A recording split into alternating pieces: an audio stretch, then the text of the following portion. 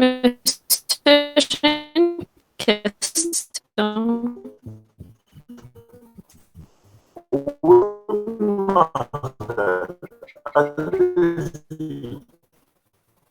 Ça va être quoi la pondération? C'est 40. Oui. Ensuite, celui, le mini-test, c'est 20. Et c'est 50% de l'étape 3. Seulement CB2. Hein. 50% de l'étape 2, parce qu'on n'a pas fait 3 étapes, de l'étape 2. Ça vous va? Monsieur, oui.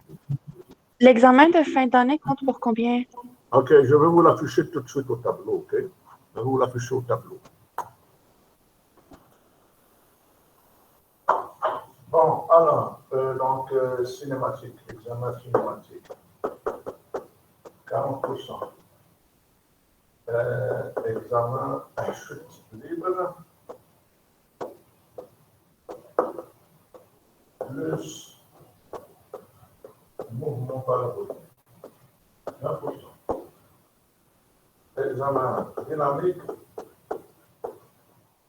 40%. Donc, le tout va faire 100%. Bon, l'examen de fin d'année, ou je l'appelle EFA, examen de fin d'année. 100% lui aussi. Alors, les deux réunis, donc, les deux réunis divisés par 2, ça vous donne votre moyenne CP2 étape 2. Voilà. Monsieur, oui. Est-ce qu'on peut faire. Est-ce que vous pouvez remettre comme avant? Parce qu'avant, vous avez dit on met 30% cinématique, 30% chute libre. Oh oui, c'est ce que je voulais, mais ça ne fonctionne pas. Il y a beaucoup de gens qui ont dit, monsieur, parce que eux, c'est l'inverse qui les a arrangés. Oui, mais nous, dans notre classe, la plupart des gens, c'est ça qui les arrange. Pouvez vous adapter selon la classe? Parce que nous, toute la classe, ça nous arrangeait avant. Je ne peux pas embarquer suivant la classe. Je fais une pondération, c'est pour tous les groupes. Mais plusieurs enseignants font ça. Le prof de chimie, le prof de maths s'arrangeait pour... Vraiment, il fait ça. La pondération originale, c'était 40 et 20, 40. Parce que ça nous pénalise beaucoup, le 40%. C'est ça. Tout le monde a... On ne peut pas discuter comme ça, je suis désolé. On ne peut pas discuter de ça comme ça. Impossible. Vous êtes loin, on pourrait parler de ça la prochaine fois que vous serez en mutuel, en présentiel. De toute façon, il n'y a rien qui a été fait. On pourrait discuter de ça la prochaine fois, ok? Donc, pour le moment, on a déjà fait sur la planche. On va donc faire ce exercice.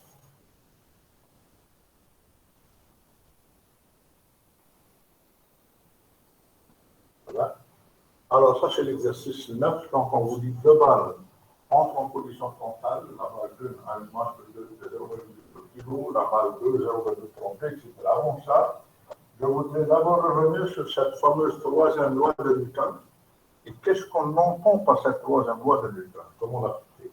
On va aller dans le cas général, où on a un corps A de masse MA et un corps B de masse MB. Ces deux corps vont subir une collision, c'est-à-dire celui-là se dirige comme ça, celui-là se dirige comme ça, quelque part ici, il va y avoir collision. Bon, il faut bien comprendre que ces deux corps ne sont pas en train d'accélérer parce qu'ils n'ont aucune force qui s'exerce sur eux. Ils ont seulement des vitesses contraires. Un qui vient comme ça, l'autre vient comme ça. Je suppose qu'ils sont en train de rouler sur une table, si vous voulez, ou qu'ils sont dans l'air, ou peu importe. L'essentiel, c'est qu'il va y avoir une collision. Cette collision est élastique, c'est-à-dire qu'il n'y a pas absorption d'énergie dans cette collision. Alors,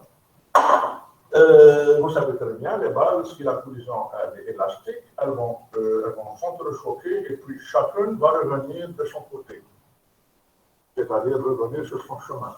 Alors, qu'est-ce que ça veut dire? Ça veut dire que chacune d'elles a vu son accélération changer et c'est donc sa direction changer. Donc, forcément, il y a une force qui s'est appliquée sur elle. Je vais commencer par essayer de voir, donc, c'est quoi la force qui s'applique sur le A, ici.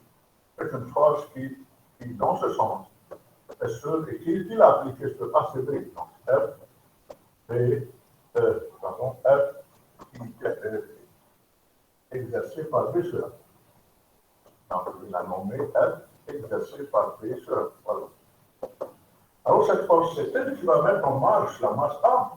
Donc après la loi de Newton, elle me dit la somme des forces extérieures qui s'appliquent sur un corps, ici par exemple le corps A, est égale à sa masse, la masse de A, multipliée par l'accélération de A. Voilà. La troisième loi de Newton me dit que quand il y a action, c'est-à-dire la masse B a appliqué une force sur la masse A, inversement, la masse A réagit et applique une force qui est de même ordre, c'est-à-dire de même amplitude, de même grandeur, mais de signe contraire. Donc cette force-là,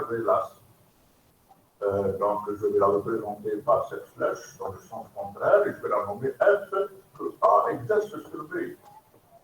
Donc c'est la force que A exerce sur B pour mettre B au mouvement. Donc j'aurai sigma, les forces extérieures qui s'appliquent sur la masse B, est égal à la masse B multipliée par l'accélération de B. C'est ça ce que ça veut dire. Et enfin, que dit la loi de Newton? Elle dit en principe que la somme des forces extérieures, quand elle dit que ça, c'est égal à moins F de B sur A. Voilà. Donc qu'est-ce que ça veut dire? Pratiquement ici, ça veut dire que MA fois l'accélération de A est égal à moins MB fois l'accélération de B. Remarquez ici, le signe moins, qu'est-ce qu'il veut dire? Il veut dire que la seule composante ici vectorielle, c'est évidemment l'accélération. Ça veut dire que les accélérations sont de signe contraire. C'est évident parce que l'une part d'un côté et l'autre part dans le sens contraire. Et je vois aussi que si les masses 1, la masse A et la masse B sont égales, elles auront absolument, les deux masses auront absolument les mêmes accélérations, mais elles seront donc de signe contraire, elles seront dans deux directions opposées. Je peux par exemple dire que si M2 égale à 2 fois la masse A, donc la masse de B égale à 2 fois la masse de A, je peux dire que l'accélération de B sera la moitié de l'accélération de A. Voilà. Donc ça, c'est la loi de Newton.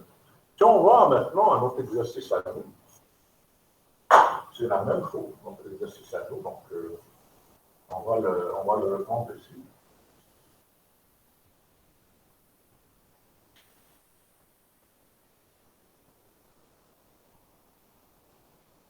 Donc, j'ai une balle dont la masse est égale à 0,2 kg. Et là, la masse est égale à 0,32 kg. Alors, lorsqu'il y a collision, on me dit que l'accélération initiale de la balle est de 2 mètres par seconde au carré. Je vous disais tout à l'heure que les balles n'avaient pas d'accélération. Il n'y a aucune force qui s'applique sur elles. Si je considère, par exemple, qu'elles sont sur la table, à part la gravité, mais la gravité, elle est compensée par la réaction du sol. Donc, elles vont venir comme ça et elles vont collisionner. Quand elles collisionnent, c'est un court instant. Je dis bien un court instant. Oh, une force s'applique sur les deux. Un court instant. Alors, passé ce court instant où elles ont collisionné, chacune va partir de son côté. Oh, plus de force qui s'applique sur elle. Ça, c'est clair, ça. Plus aucune force qui s'applique sur elle. C'est bon. Alors, je vais calculer. Donc, après le choc, la bille A, ou la balle 1, elle a une accélération de 2 mètres par seconde au carré. Bien. Alors, je vais calculer F de B sur A. Donc, F de 2 sur 1, si vous voulez. F de 2 sur 1. F de 2 sur 1. C'est égal à la masse de 1 fois l'accélération de 1. C'est égal à 0,2 kg fois l'accélération de la donnée, donc 2 mètres par seconde au carré. Je trouve que c'est 0,4 newtons. On me dit, ça est égal à l'inverse de la masse et de la force qui est appliquée par la masse 1 sur la masse 2. La force qui est appliquée par la masse 1, la balle 1 sur la balle 2, elle est égale à la masse de la balle 2 fois l'accélération de la balle. Voilà. Et ça, c'est égal donc à moins 0,4 newtons. La masse de la balle 2, c'est égal à 3,2 kg, ce qui me permet de tirer donc l'accélération de la balle 2. L'accélération de la balle 2 va être égale à 3,2 kg,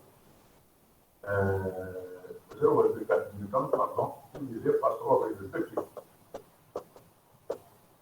Avec le signe négatif ici. Donc, ça va me donner moins, attendez,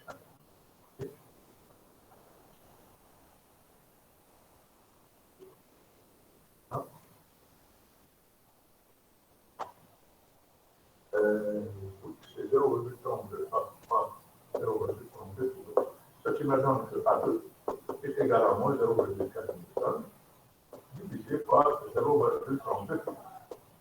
Et là, ça vous donne moins 1,25 newton par kilo ou mètre par seconde local. C'est donc l'exercice numéro 9. Si vous n'avez pas de questions à poser sur l'exercice numéro 9, on va passer à l'exercice numéro 10. Alors, l'exercice numéro 10,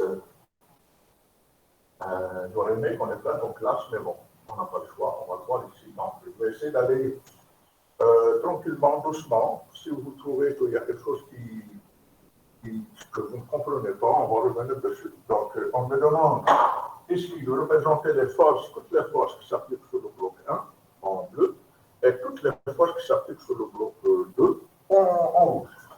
Je pense que ça, c'est le sol. Alors, la première force, de toute évidence, c'est la force qu'on applique pour pousser. On appelle voilà, c'est la force appliquée sur le bloc 1. La deuxième force, la plus évidente, je ne vais pas faire les forces au même point pour que vous puissiez les voir. C'est la force gravitationnelle du bloc 1. Voilà, la force gravitationnelle du bloc 1. Ça, c'est la force qui s'applique qui est appliquée sur le bloc 1. Je dis bien appliquée sur le bloc 1 parce qu'il est tiré vers le bas. Il y a une autre force, évidemment, parce que le sol résiste. Il applique sur le bloc 1 une force normale. Une force normale qu'on appelle force de réaction. Du sol sur le bloc 1. Voilà. Sol sur le bloc 1. Est-ce qu'il y a autre chose? Oui, il y a le poids, donc la force gravitationnelle qui est appliquée par le bloc 2 sur le bloc 1. Elle n'est pas appliquée sur le sol, elle est appliquée sur le bloc 1. Voilà, tout ça, ce sont les forces qui sont appliquées sur le bloc 1 en principe. S'il y en a d'autres qui vont émerger un peu plus loin, on va les mettre, pas de problème. Alors maintenant, on va essayer de voir quelles sont les forces qui s'appliquent sur le bloc 2 et on va les présenter en rouge. Sur le bloc 2, il y a d'abord évidemment la réaction du bloc 1 au poids, c'est-à-dire à la force gravitationnelle exercée par Louis par le bloc 2, donc je vais l'appeler Fn, que 1 applique sur 2.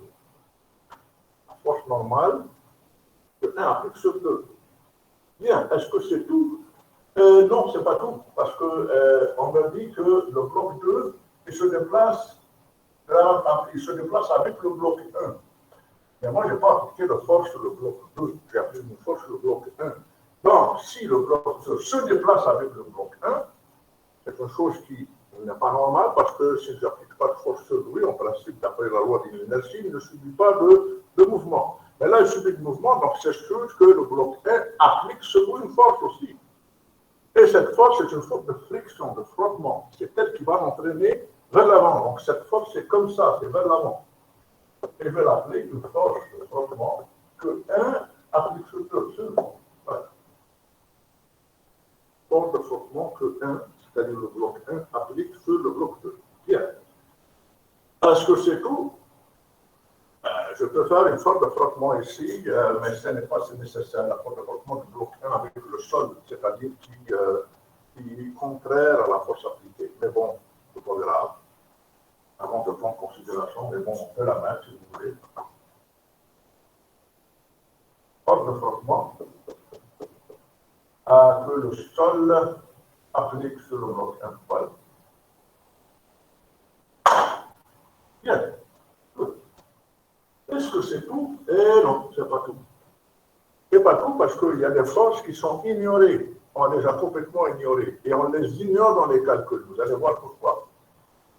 Alors, Newton me dit que, dans la troisième loi de Newton, que les forces ne sont jamais seules. Si vous appliquez une force, automatiquement, vous générez une force de réaction. C'est-à-dire que les forces marchent par couple. Impossible de trouver une force orpheline. Elles marchent toutes par couple. Et ces couples sont des couples de forces de même nature. Qu'est-ce que ça veut dire? Si j'applique une force, je dirais, gravitationnelle sur un objet, lui aussi, il va exercer sur moi une force gravitationnelle. Si j'exerce une force électrostatique sur un objet, lui aussi, il va exercer sur moi une force électrostatique. Si j'exerce une force mécanique, si j'exerce une force, tout ce que vous voulez, une force de poussée, une force de torsion, une force, et l'objet sur lequel j'ai appliqué ma force, il va répliquer par une réaction qui est de la même nature que la force qu'il a subie. Ça veut dire que, ici, concernant la force gravitationnelle, que la Terre applique sur, ou que le bloc applique sur la Terre, ici, où on le voit inversement, c'est le bloc qui l'applique sur la Terre, et on voit que la Terre ou le sol, il réagit avec celle-là. Est-ce que ce sont des couples de force au fond de la troisième loi de Newton? Non, c'est faux. D'abord parce qu'elles ne sont pas de même nature. Celle-là, c'est une force qui est gravitationnelle, ça, c'est une force qui est électrostatique. Donc, pour aller chercher la force qui constitue un couple avec cette force gravitationnelle, il faut aller dans les entrailles de la Terre, au fond de la Terre, et trouver une force comme ça. Ça, c'est la force gravitationnelle que le bloc 1 exerce sur la Terre. Voilà. Évidemment, celle-là et celle-là sont de même nature et elles sont égales et opposées, d'après la loi de Newton, sûr et certain. Mais moi, pour faire mon PCL, je ne vais pas aller chercher le centre de la Terre. Ça n'a aucun sens. C'est pour cela que j'ai remplacé cette force-là par cette force-là. Oui, mais vous allez me dire qu'elles sont du même signe. Ok, elles sont du même signe. D'accord. Pourquoi je l'ai remplacée et comment j'ai pu la remplacer? Cette force-là, elle vient d'où? Eh bien, ça, c'est une force électrostatique. Elle-même, quand elle est générée, c'est-à-dire par le sol, sur le bloc 1, le bloc 1 génère une même force comme ça électrostatique. J'appelle force normale, si vous voulez, exercée par le bloc 1 sur le sol. Voilà. Et ce sont ces deux forces-là que j'annule, celle-là et celle-là. Parce que c'est beaucoup plus commode de travailler avec celle-là et celle-là. Ces deux forces-là, dans le cas présent, elles sont égales. Dans d'autres cas, elles ne sont pas égales. Comme nous avons pu le vérifier, la force normale n'est pas égale à la force gravitationnelle. Elle l'est dans certains cas, elle ne l'est pas dans d'autres. Dans ce cas, elle l'est. Voilà. Alors, si je poursuis mon raisonnement, cette force de frottement que le bloc 1 exerce sur le bloc 2 pour le tirer vers lui, elle génère une force de frottement dans l'autre sens. FF, que le bloc 2 exerce sur le bloc 1. Et elles sont de même nature, électrostatiques, toutes les deux. Je dis bien de même nature, électrostatique. Alors, qu'est-ce qui va me rester? Cette force-là gravitationnelle que le 2 exerce sur le 1, que j'ai, la force gravitationnelle 2, elle est où son couple? C'est-à-dire la force qui forme avec elle un couple. Elle est la même chose, elle est au centre de la Terre ici. Donc celle-là et celle-là sont de même nature. Est-ce que c'est bon? Qu'est-ce que je vais trouver? Obligatoirement, la force de réaction de 1 sur 2, elle génère une force comme ça électrostatique, F, N, de 2 sur 1. Les seules forces ici que vous avez sur ce schéma et qui sont des couples de forces au fond de la troisième loi de Newton, c'est celle-là et celle-là. Elles sont de même nature et celle-là et celle-là. Voilà. Les autres, elles ne sont pas visibles, elles ne sont pas de la même nature. Celle-là, on ne l'a pas faite, elle ne sert à rien. Celle-là, on ne l'a pas faite, elle est au centre de la Terre. Voilà. Celle-là, c'est-à-dire celle-là, la force gravitationnelle, son couple, il est au centre de la Terre aussi. Alors, les seules forces qui sont des couples de forces au centre de la troisième loi de Newton, ce sont les forces qui sont d'ordre électrostatique ici. C'est bon? Allez, on passe à la série 3. À la série 3, on ne va pas pouvoir faire tous les exercices parce qu'on n'aura pas le temps. On va faire les exercices, quelques-uns, donc qui sont les plus importants. On va commencer par faire le 1. Ensuite, on va faire probablement le 2, le 3. Non, on va faire le 1, le 4, le 6. 1, 4, 6, 7, 9, 10, 11. Donc 1, 4, 6, 7, 9, 10, 11.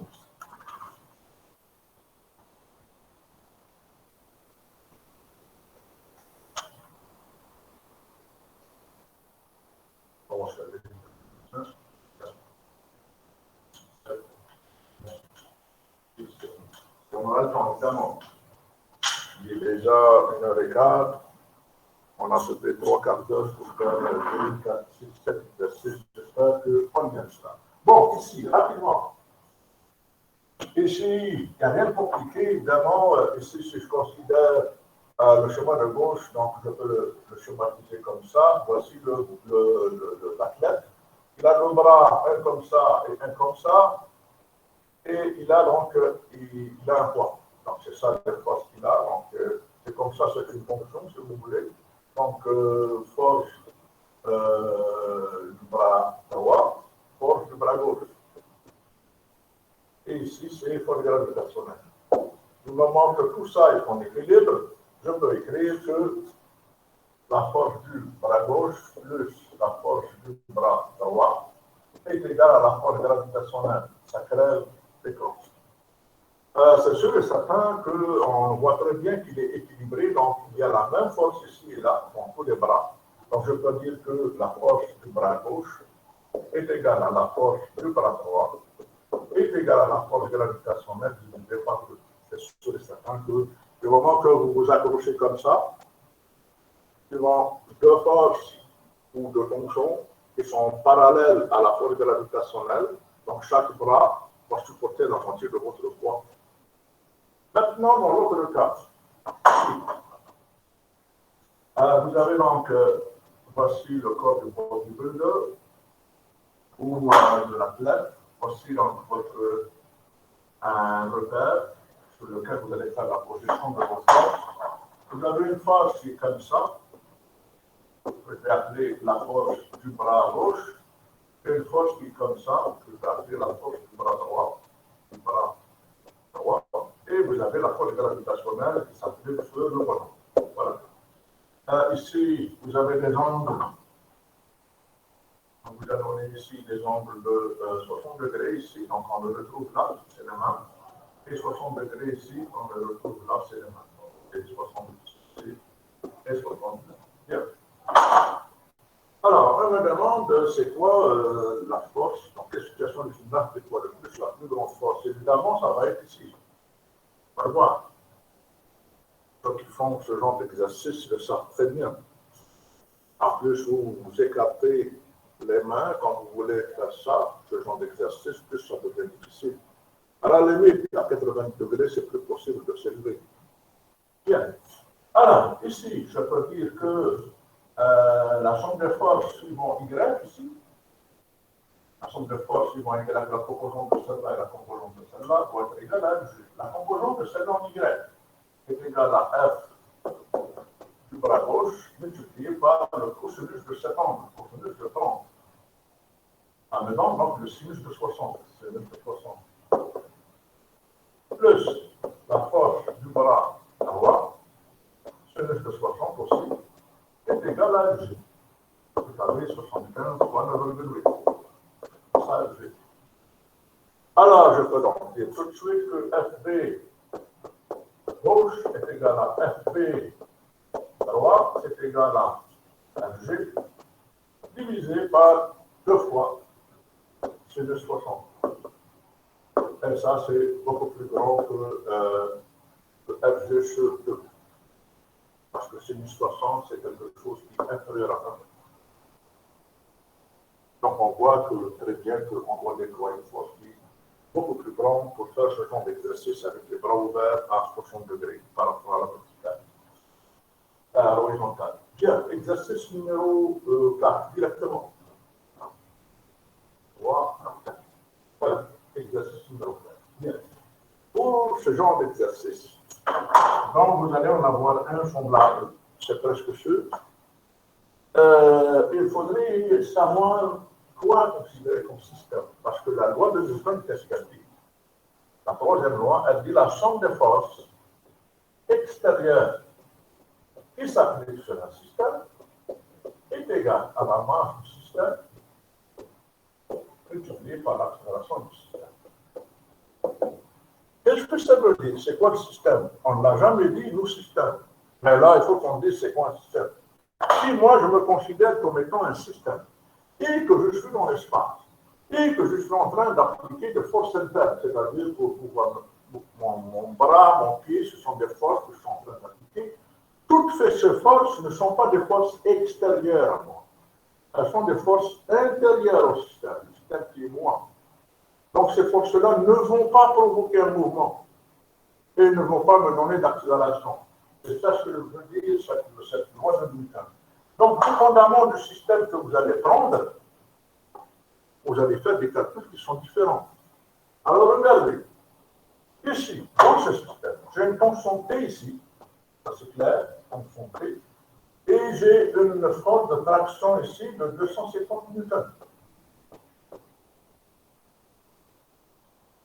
C'est bon? Force de traction et une tension de 250 newtons. Bien. Alors, si je considère le système, mon système, mettons ça, parce qu'on m'a dit qu'il n'y a pas de frottement. Alors, la seule force qui s'exerce sur ce système extérieur, c'est 250 newtons. La force T n'est pas prise en considération ici parce qu'elle est intérieure au système. Ça dépend, donc, c'est une question de bon sens ici. Alors, je peux appliquer la loi de Newton pour ça. Je peux dire la somme des forces extérieures qui s'appliquent sur ce système est égale à la masse du système, donc 60 plus 40, c'est-à-dire 100 kg, fois l'accélération du système. Et moi, qu'est-ce qu'on me demande? C'est l'accélération du système. La somme des forces extérieures, c'est quoi? Ici, c'est évident, c'est 250 newtons. Il n'y a rien d'autre. Parce qu'on néglige les frottements. Et puis ici, si vous avez, il n'y a rien, si vous avez des forces en Y, elles n'interviennent pas dans le mouvement qui est en X. Elles n'interviennent absolument pas. Bon, je trouve ici que l'accélération du système est égale à 250 newtons divisé par 100 kg. Et ça vous donne 2,5 newtons par kilo ou mètres par seconde au cas. Bien. On me demande de calculer la tension T aussi. Alors la tension T, si on me demande de calculer une tension, cette tension, je dois la considérer comme une force extérieure à un système. Sinon, je ne pourrais pas la calculer. Alors, il faudrait que je trouve un système où la tension T est extérieure à ce système. Je vais essayer d'enlever ça, parce que vous pouvez le trouver ailleurs. Donc, A égale à 2,5 A système égale à 2,5 mètres par seconde carré. Et je vais enlever ce que j'ai fait tout à l'heure, c'est-à-dire tout ça.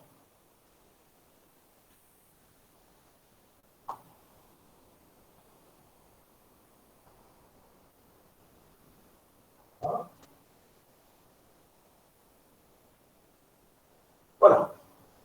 Alors, si je veux maintenant calculer la tension T, il faudrait que la tension T, je vous le disais tout à l'heure, il faudrait qu'elle soit une force extérieure à mon système, au système que je vais considérer. Donc, si je veux qu'elle soit extérieure au système, mon système, ça va être cette masse. Et c'est tout à fait logique, parce que cette force T, elle ne tire que cette masse. Et qu'est-ce que je peux dire? La somme des forces extérieures, F extérieure, qui s'applique sur la masse de 40 kg, est égale à 40 kg, la masse elle-même, multipliée par son accélération, et son accélération, c'est l'accélération du système. C'est absolument la même, mais on vient de la calculer. OK. La force extérieure qui s'applique sur le système, c'est P, c'est juste P. Donc je peux écrire P égale à 40 kg multiplié par l'accélération du système, donc c'est 40, multiplié par 2,5. 2,5 mètres par seconde au carré, ça donne donc une fonction de solide.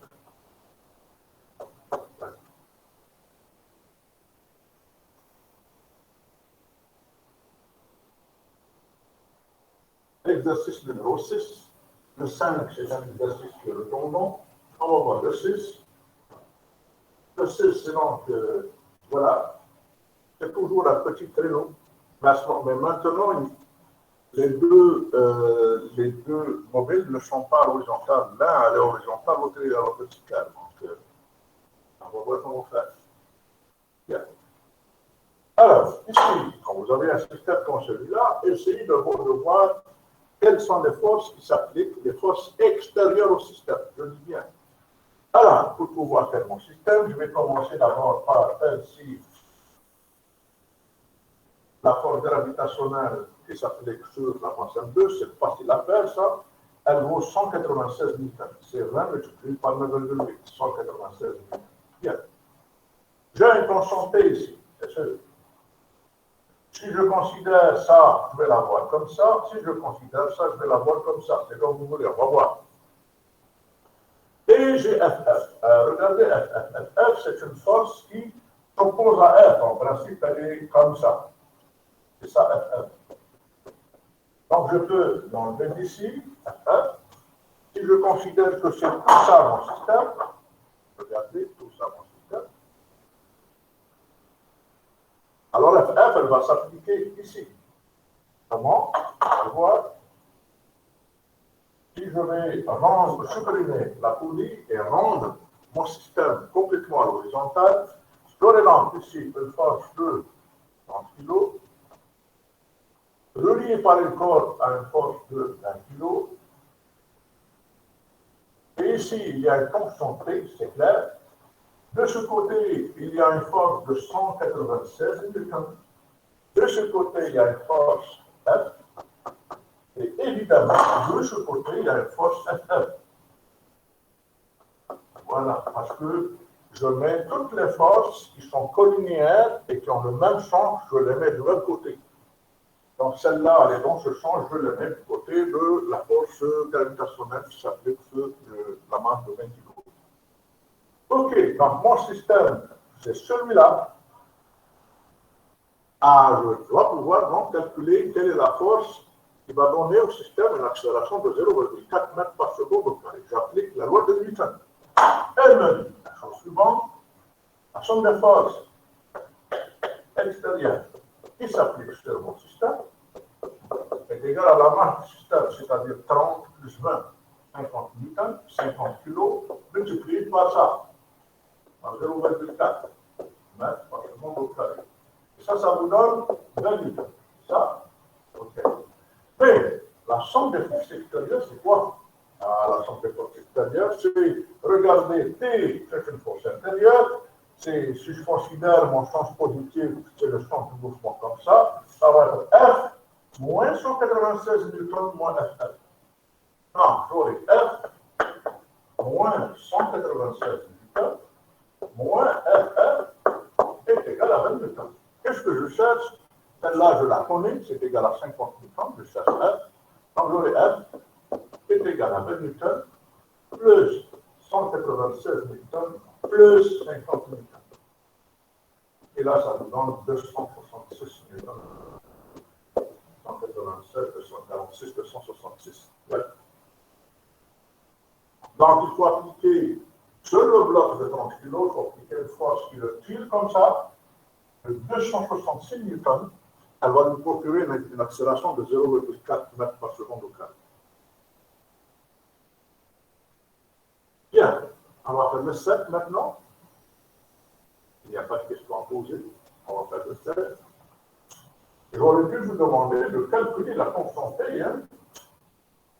Elle n'est pas difficile à calculer. On va la calculer tout de suite dans l'exercice, le point 7 ou 8. On va les calculer. Alors, l'exercice 7, c'est la fameuse machine d'à-côté. Alors, fameuse machine d'à-côté. Ici, pour la question 1, pas besoin de supprimer la poulie, pas besoin de faire une transformation particulière. Je vais considérer mon système comme étant ça. Voici donc les forces qui vont s'appliquer sur ce système. J'ai donc la masse de 70 kg, elle va générer une force de 70 fois 9,8, force gravitationnelle. C'est une réaction aussi du sol, Fm, que je ne connais pas. Et tout ce qu'il y a ici, il y a une tension dans la corde. Le fait qu'on lui a accroché une masse de 50 kg. Alors, cette tension de la corde, il n'y a rien de compliqué, je vais la calculer parce que je la retrouve ici. Voilà. C'est la même fonction. Et là, c'est 50 fois 9,8. Comme cette masse elle est en équilibre, elle ne bouge pas, donc P est égal à 50 fois 9,8. Alors, si je fais mon bilan des forces suivant Y maintenant, c'est suivant Y, si je considère que c'est ça le sens positif, comme ça, je vais trouver donc T plus Fn qui est égal à 70 fois 9,8. Alors, T ou Fn, c'est égal, T c'est combien? T c'est 50 fois 9,8. Donc, c'est égal à 9,8 multiplié par 70 moins 50, c'est 20. C'est égal donc à 196 mm. Voilà. Fn égale à 196 mm. C'est bon? Bien. Question B. En constatant que le bloc de 50 000 kg ne se quitte pas, pour la soulever, pour soulever la poutre, l'ouvrier la remplace par une enclume de 100 kg. Là, je peux à la limite enlever la poulie et transformer mon système de la manière suivante. On va le transformer de la manière suivante. Vous n'êtes pas obligé de transformer votre système. Moi, je le transforme pour que la compréhension soit aisée pour vous. Si je supprime la poulie, voilà. J'aurai une tension ici, je vais la retrouver ici, dans ce sens. Et j'aurai donc une force appliquée vers le haut sur le bloc de 50 kg. Ça devient 100 kg maintenant. J'aurai une masse de 100 kg, sur laquelle est appliquée une force comme ça, qui est égale à 100 fois 9,8, donc 990 N. Elle est accrochée par une corde à une autre masse qui fait 70 kg. Et cette masse, sur elle s'exerce une force de 70 fois 9,8. Ici, c'est, si vous voulez, 980, c'est 100 fois 9,8. Voilà. Et, évidemment, il y a une tension P ici. Ce que je cherche, c'est ça mon système. Je supprime la poulie pour que je puisse avoir, si vous voulez, une représentation linéaire. Elle n'est pas ici, elle est vraiment linéaire où je puisse faire un bilan de force. Bien. Alors, constatant que le bloc, OK, calculer l'accélération de la poutre, la force normale exercée sur elle par le sol et la tension de la corde à relier en enclume. Bien. Alors, pour calculer d'abord l'accélération du système, je vais considérer que c'est ça mon système. Donc, évidemment, il y a deux forces qui s'appliquent sur le système, une égale à 100 fois 9,8 et une égale à moins 70 fois 9,8. La constant T, c'est une force interne au système, donc je peux écrire que la masse du système, donc 170 kg, multipliée par l'accélération du système, est égale à la somme des forces suivant Y, c'est-à-dire 30 fois 9,8. C'est 100 moins 70, multiplié par 9,8, c'est 30 fois 9,8. Donc je peux dire que l'accélération du système, en S système, est égale à 30 fois 9,8 divisé par 170. Ça vous donne en principe, si vous faites le calcul,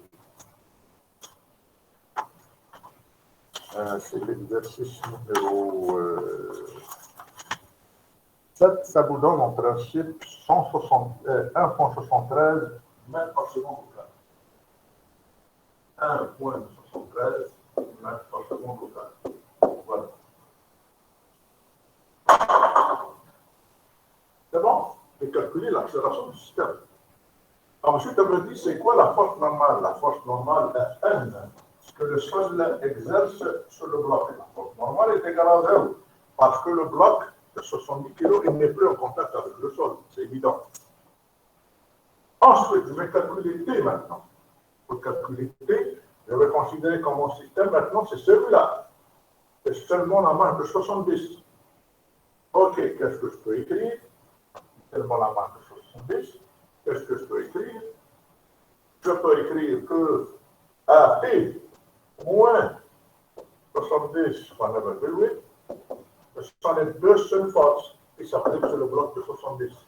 Une en haut, que je considère comme une force positive, et une vers le bas, donc elle va être négative. C'est égal à la masse de mon système, donc 70, quoi son accélération? L'accélération, on vient de la calculer. On a trouvé que c'est égal à combien déjà? À 1,73 mètres par seconde au carré. 1,73 mètres par seconde au carré. Je trouve donc T est égal à 70 multiplié par 1,73 plus 9,8. Voilà. Et vous avez trouvé T égale à peu près à 807,1 mètres. 807,1 mètres.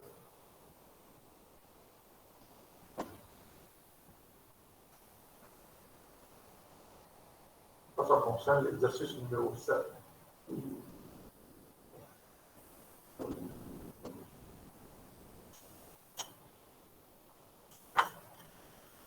Exercice numéro 9 maintenant. Ça nous donne 20 minutes, on va peut-être pouvoir déterminer. Exercice numéro 9. Ça va? OK. Ça marche. Ça marche. Exercice numéro 9. Alors voilà. Un autre système maintenant, mais avec un point incliné. OK. Je vais essayer d'imaginer quelles sont les forces extérieures qui s'appliquent sur ce système. Pour essayer de calculer son accélération. Alors, les forces extérieures, je vais les faire rouges. Et donc ici, la masse de 1 kg dans l'espace exercitionnel, un force de 9,8 Newton. Et ici, la masse de 10 kg. Je suppose que le champ de mouvement est celui-là, c'est-à-dire c'est la masse de 10 kg qui va entraîner la masse de 1 kg. Et donc ça, le sens positif. Je vais faire mon repère d'axe pour construire la force. On a dit que les forces de frottement sont négligeables, donc j'aurai ici une force Fn et une force ici F gravitationnelle. Et cette force gravitationnelle, lorsque elle est comme ça, pardon, je vais faire. Cette force gravitationnelle, elle est à la verticale. Bien, force gravitationnelle. Et sa composante suivant X, la composante dans le suivant X, va donner un mouvement. C'est ça. Moi, je l'appelle FGX. Donc, c'est une force qui est comme ça. Voilà, FGX. Alors, les forces qui s'appliquent sur ce système, extérieures, donc FGX et 9,8. De l'autre côté. Je peux écrire que FGX moins 9,8, c'est égal à la masse du système 10 plus 1, 11. Et par son accélération, donc l'accélération du système. Ce qui me permet d'écrire que FGX est égal à quoi ici? C'est égal à M fois G fois cosinus de cet angle. Donc sinus de 30.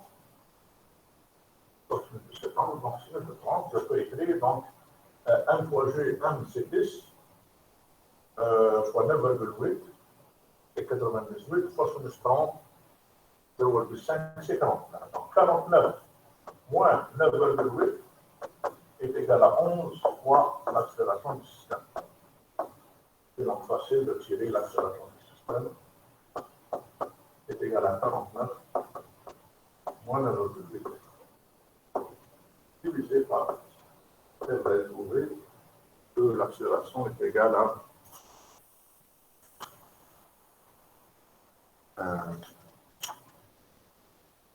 3,56 mètres par seconde au carré. 3,56 mètres par seconde au carré, ça fait l'exercice 9. Hein.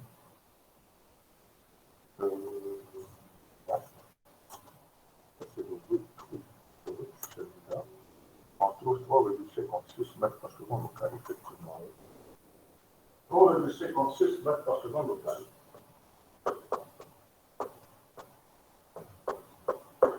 Il me demande maintenant de calculer c'est quoi la fonction. C'est quoi la fonction? Ben, c'est pas compliqué. Je vais avoir donc, voici mon système avec les deux masses. Ça, c'est la masse de 1 kg. Ça, c'est la masse de 10 kg. Il y a une fonction ici. Et il y a de ce côté, il y a la masse, la force gravitationnelle qui s'applique sur le temps. C'est 9,8. Et moi, je veux calculer la constante. Mon système va être celui-là. Donc, j'aurai T moins 9,8 qui est égal à 1, la masse, 1 kg, multiplié par l'accélération, 3,56. La source T est égal donc à 9,8 plus 3,56 newton. Voilà.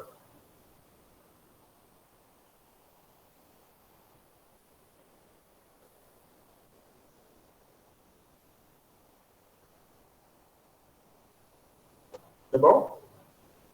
Bien, on va voir l'exercice numéro 10. On va prendre.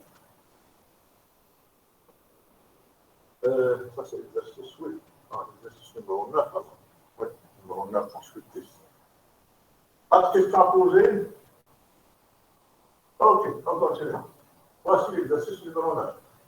Même chose que tout à l'heure. Je vais dans une fonction C ici, sur.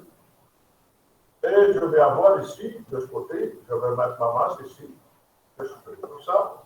Je vais avoir donc une force de 2,4 fois 9,8 de ce côté. Voilà, en unité. Voilà, une fonction T ici. Et là, qu'est-ce que j'aurai? J'aurai une force comme ça, sur mon axe 6, qui est égale à 25 newtons pour sinus de 18. Et je supprime celle-là. Bien. Et voilà, le système devient ça maintenant. De la même manière que tout à l'heure, qu'est-ce que je fais? Je fais donc 25 newtons pour sinus 18. Ici, ça, le sens positif de mouvement, parce que je suis en train de tirer de l'autre côté, moins 2,4 fois 9,8 est égal à la masse du système, 4,6 plus 2,4, donc 16 kg, fois l'accélération du système. Voilà. Ce qui me permet donc de tirer l'accélération du système à SS. Elle est égale à quoi? Vous allez la calculer. Elle est égale à 25 newtons pour 18, moins 2,4 fois 9,8 en newtons, divisé par 11, par 7. Voilà. Elle vous donne ici, il me semble, 0,036 mètres par seconde au carré. Elle est très faible, c'est une accélération qui est très faible. Presque neutre. Vous allez presque rouler à vitesse constante. Elle va s'accélérer, la vitesse va augmenter vraiment à très faible volume. Bien. Ensuite, on me dit calculer la fonction dans l'accord. Oh là là. Fonction dans l'accord, c'est comme on avait fait tout à l'heure. Fonction dans l'accord. Je considère donc mon système comme étant le suivant. Voici la fonction. Et voici la force gravitationnelle qui s'applique sur la force de la masse M1 de 2,4 kg. Mon système devient celui-là pour que la tension reste une force extérieure. J'aurai donc T moins 2,4 fois 9,8, c'est-à-dire la force qui s'exerce dans ce sens, est égale à la masse du système, donc 2,4, multiplié par l'accélération du système, 0,036. On trouve donc T qui est égal à 2,4 facteur de 9,8 plus 0,036. C'est égal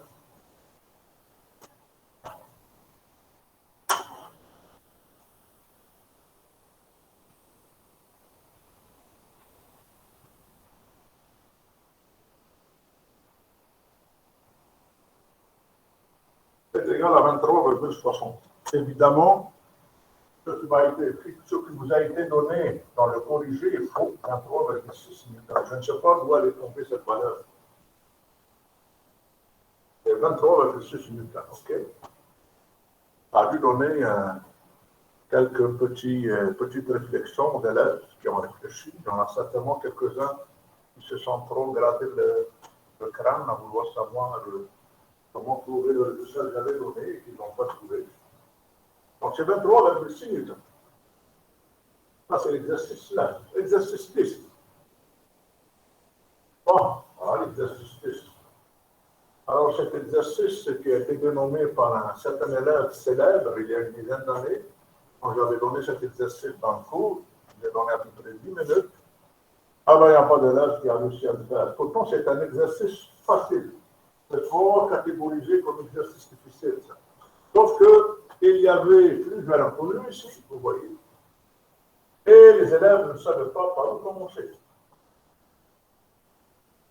Il y avait plusieurs inconnus, ils ne savaient pas par où commencer. Alors, pas besoin de vous dire que quand vous avez des exercices comme ça, vous devez commencer par la variable qui est la plus facile à calculer, la variable qui est la plus facile à calculer. Si je regarde mon schéma comme ça va être évidemment T1. Pourquoi? T1, c'est cette force-là que vous avez ici, c'est ça T1. Vous allez retrouver ici. T1, du moment que la masse M1 est en équilibre, elle va être égale à 2,8. T1. La masse M1 est en équilibre. Ici, celui-là, il ne bouge pas. On vous dit le système équilibré. Donc, absolument aucun mouvement. Ça me donne d'abord, après la première figure, que T1 est égal à 19,6 newtons. Voilà. Ensuite, une fois calculé T1, je vais essayer de calculer T2. T2, c'est une tension qui tire de ce côté, T1 tire de ce côté, relativement à cette masse, évidemment. Je vais faire mes axes. Le mouvement se fait suivant cet axe-là, c'est un mouvement. Et quelles sont les forces qui s'appliquent justement sur la masse M2? Évidemment, T1, j'ai T2, et j'ai ici la composante du poids, donc FG2 de la masse 2. J'ai la composante en X du poids. Elle va s'ajouter à T2. Ça. Donc ça, c'est FG2X. Bien sûr. Alors, je sais que cette masse M2 est en équilibre elle aussi. Ça veut dire qu'elle ne bouge pas. Ça veut dire que la somme des forces qui s'appliquent sur elle en X est nulle. Ça va me donner donc la somme des forces qui s'appliquent sur la masse M2 en X est égale à 0. Ça va me donner donc si je considère que ça a des sens positifs ou l'autre des sens positifs, peu importe, T1 moins T2 moins FG de X égale 0. Moi, je cherche T2. Je connais T1. Je donne T2. Vous voyez, T2, c'est égal à T1. T2 va de l'autre côté, est égal à T1 moins FG de X. C'est égal à 19,6. Moins la composante en X de quoi? 3. 3 fois 9,8 fois cosinus fois sinus de 35. Parce que cet angle-là, c'est le complémentaire de celui-là. Vous prenez un angle droit ici. Donc, cosinus de 90 moins 35, c'est sinus de 35. Donc, moins MG, donc 3, fois 9,8, sinus de 35. Et là, ça vous donne une valeur qui est égale, si je me rappelle bien, combien déjà? À 2,74 newtons. 2,74.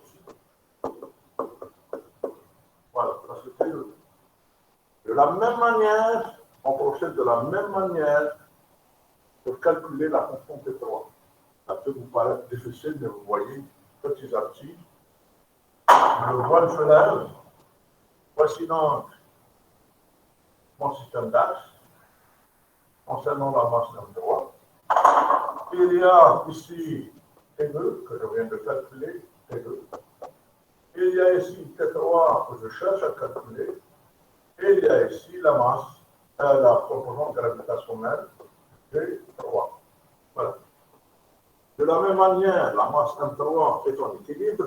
Je peux écrire ici, je considère ce côté positif ou l'autre positif, peu importe. Je peux écrire T2 plus F3 est égal à T3. Voilà. Donc T3 est égal à 2,74, T2, plus FG3, c'est-à-dire 2,433 multiplié par 9,8, donc plus 2,433 fois 9,8 fois, parce que c'est la composante en x, fois le cosinus de cet angle, donc le sinus de 45, soit le sinus de 45. Si vous allez faire ce beau calcul, vous allez trouver que c'est égal à peu près à 19,6 sur le temps. Ça, c'est T3. T3 égale à 19,6 newtons. Bien. Alors, une fois qu'on a déterminé T3, donc je vais retrouver T3 ici. La masse M4, elle est en équilibre. Quelles sont les forces qui s'appliquent sur M4? C'est FG4 et T3. Donc T3 moins FG4, c'est MG M4 moins G. C'est juste ça. Ça, c'est égal à 0. Je tirerai donc M4 est égal à T3 sur G. Est égal à 19,6 divisé par 9,8. C'est égal à 2 kg. On trouve M4 égal à 2 kg.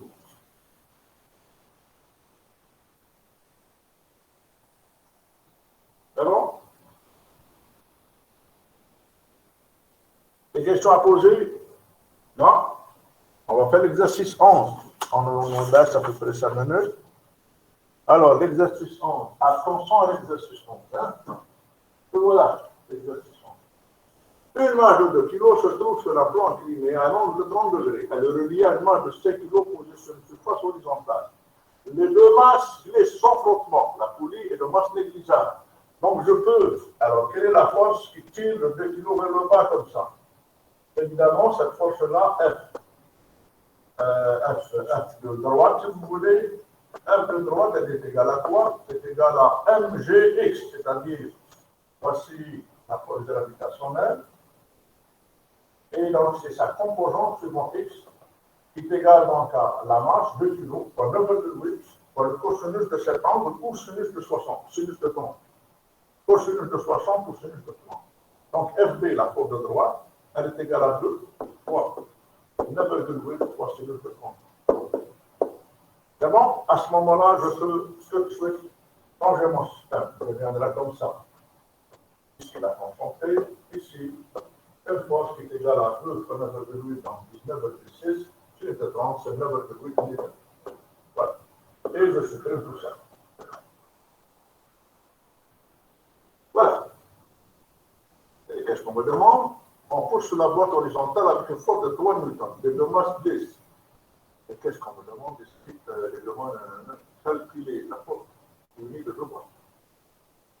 Une masse de 2 kg se trouve sur un plan incliné à un angle de 30 degrés. Elle est reliée à une masse de 5 kg posée sur la surface horizontale. Les deux masses glissent sans frottement. La poulie est de masse négligeable et fonctionne sans frottement. On pousse sur la boîte horizontale avec une force de 3 newtons. Quelle est alors la tension dans la corde? Si on veut chercher la tension dans la corde, ici, il faudrait qu'on calcule c'est quoi l'accélération du système, sinon impossible. Parce qu'on ne me dit pas s'il était immobile, on peut calculer la tension. Mais s'il n'est pas immobile, c'est impossible de la calculer. Et il faudrait d'abord calculer l'accélération. Pour calculer l'accélération, regardez ce qu'on fait. On va considérer notre système celui-là. Là, il y a une force qui s'applique sur lui, comme ça. 9,8 newtons, ça c'est une force de tension, elle est interne, mais il y a cette force. Comment la représenter? Je vous le disais tout à l'heure. Elle a cette direction, je la représente avec celle-là. C'est ça la force F. Voilà. Je vais enlever tout ça.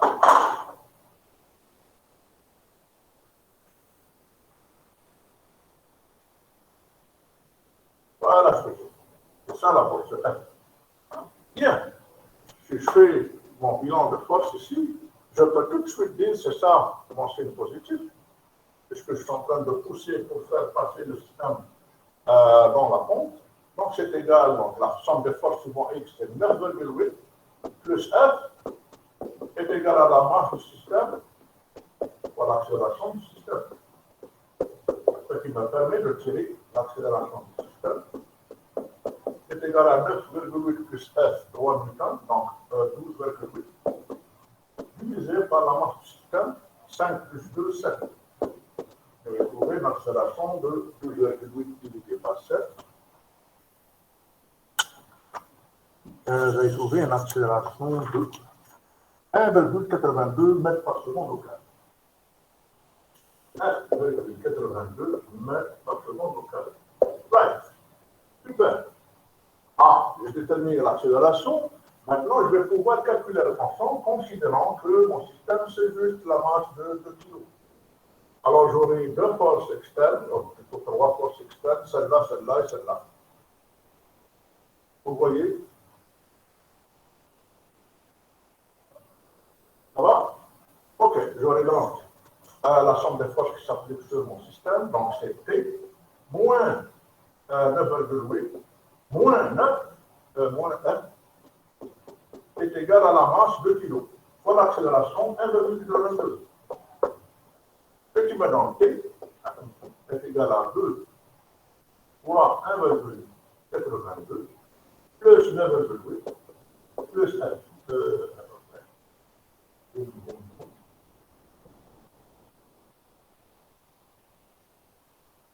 Donnez-moi une seconde. Je ne suis pas compris.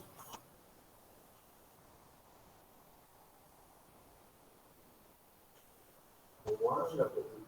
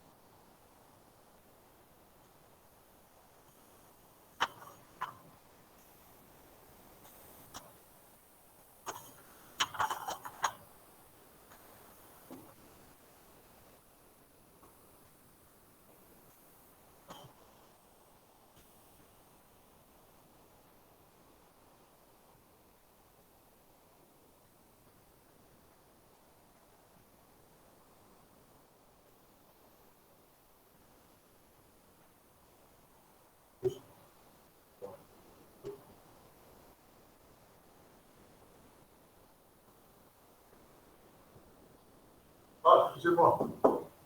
Ici, si je considère mon système comme étant ça, c'est ça le problème. La force F n'est pas appliquée sur ça, elle est appliquée sur ça.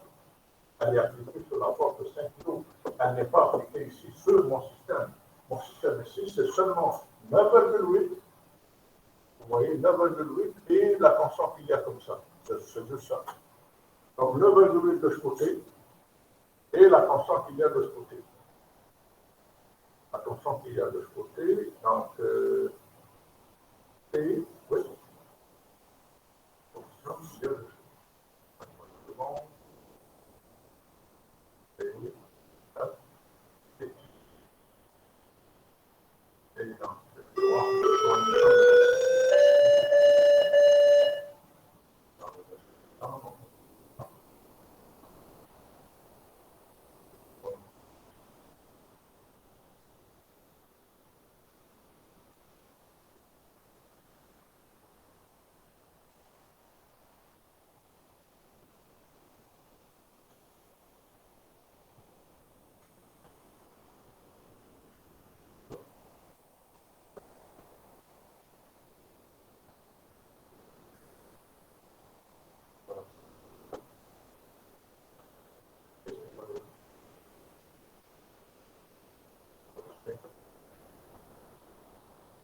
je peux laisser ça comme ça pousser.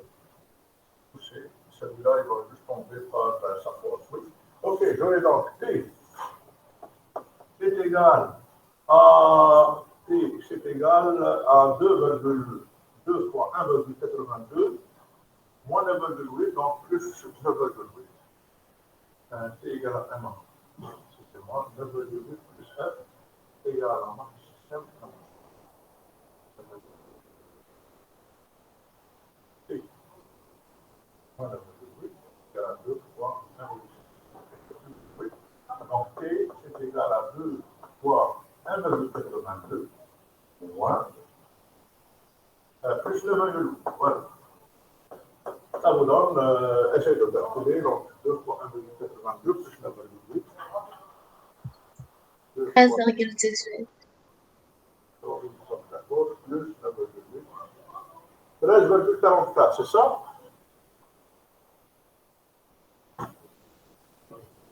13,44. Voilà. La cloche a sonné, je vais vous libérer. Si vous avez besoin de questions, donc n'hésitez pas. Venez me voir demain à l'heure du midi. Je vais être au 22-19. Allô? Oh. Bon. OK, merci. Bonne Bye. journée, monsieur. Bye tout le monde.